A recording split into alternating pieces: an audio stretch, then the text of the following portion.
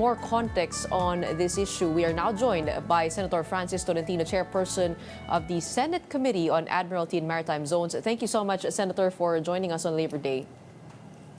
Good morning, Gretchen. Good morning to you. Happy Labor Day. Happy Labor Day. Okay, Senator, sabi po ninyo na itong election interference, hindi lang ito one time, no, but part of a long-time plot. What did you mean by that? You see, if you tie all the dots, submersible drones has been going on several years. 5 pa lang yung nahuli natin. Ang sabi, Navy, tip of the iceberg. There must be hundreds out there na umiikot the drones. Never denied by China, even SIM card China Telecom. The spy arrested, not just near the Comelec premises, but even the spies arrested El Grande Subic, yung Palawan 5, malapit sa Makati, and hindi rin dinidena yun. Cases were filed against them. Yung lumabas sa hearing, yung the check paid with the embassy, the contract I showed, the contract between this embassy and the Infinitus Group, never denied, not denied. The sudden disappearance of the words West Philippine Sea in the Google, which resurfaced again today. Nangyayari ang mga ganyan. And then ito yung Chinese spy near the Comelec premises. So if you connect connected lahat to, being orchestrated, China. Kaya sinasabi ko, look at the lessons of history. In 2019, 2021, Canada, the Canadian Parliament produced a detailed report.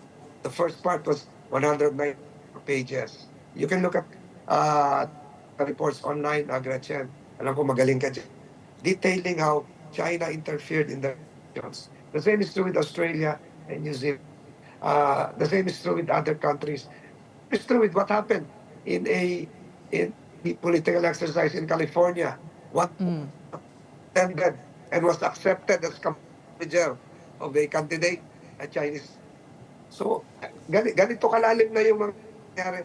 And the overall goal, Gretchen, is really to undermine Philippine democratic process, our system, and eventually to collapse, dilute the resolve of the Filipinos, of the Philippine government to fight black Chinese interference, especially as we know West Philippine Sea.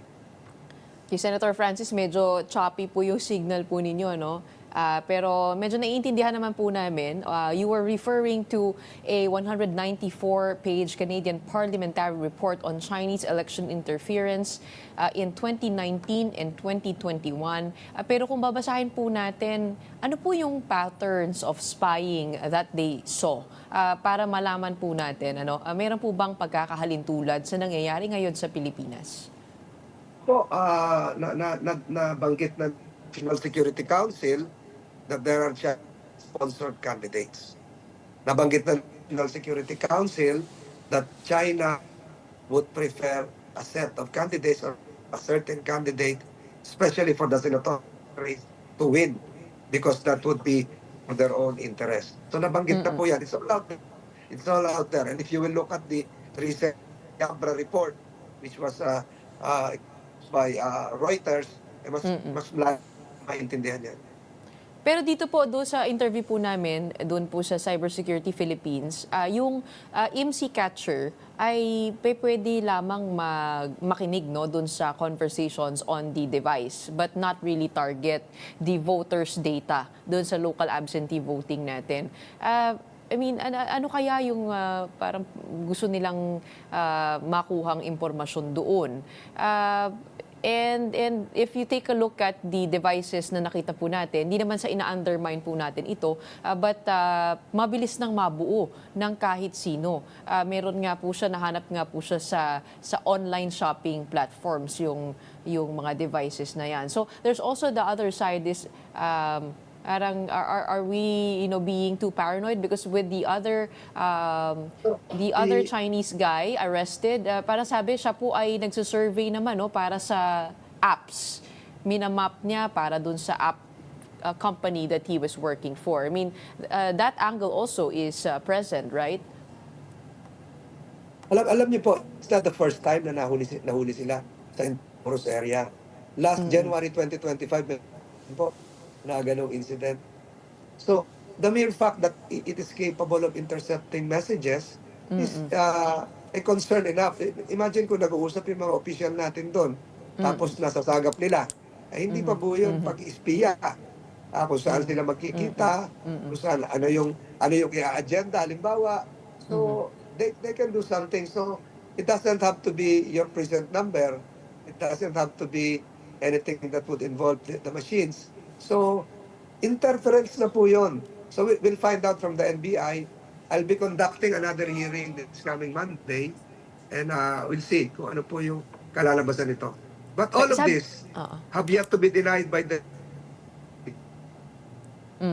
Sabi niyo po, the NSC has a report on Chinese-sponsored candidates. Would we have a list of that? And also, we know you to be one of those vocal on the West Philippine Sea. Are you also being targeted by these troll farms that you are investigating over at the Senate? Opo, yung primary target nila. Nung pinirmahan po yung Republic Act 12064, yung Maritime Zones Law noong November 8, eh umulan na po. Halos bumara na po yung page ko ng Batikos. Ako po yung primary target nila kasi ayaw nilang mapasa yun. So yung mga listahan sinasabi nyo, ay siguro po I'd rather defer to the National Security Council or NSA. Okay. When it comes to the Senate Special Committee on Maritime and Admiralty Zones public inquiry, are we expecting to invite the troll farm? Troll farm po ba ang tawag sa kanila? Sorry. Yung Infinitos. PR firm. Yes, PR firm. No? Infinitos. Yes. Are you inviting them? Yes, yes, invitations were sent yesterday.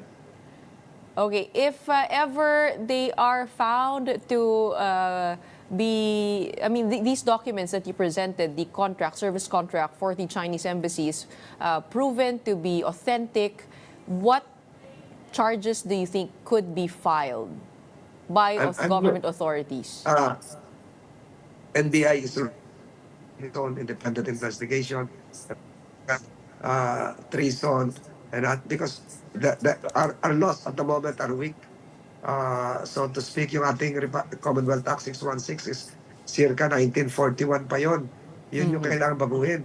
Nagkako ng amendatory legislation February 2025, even before all of came into light. So ganito kaluma yung ating batas. So may mga kaparusahan po yan.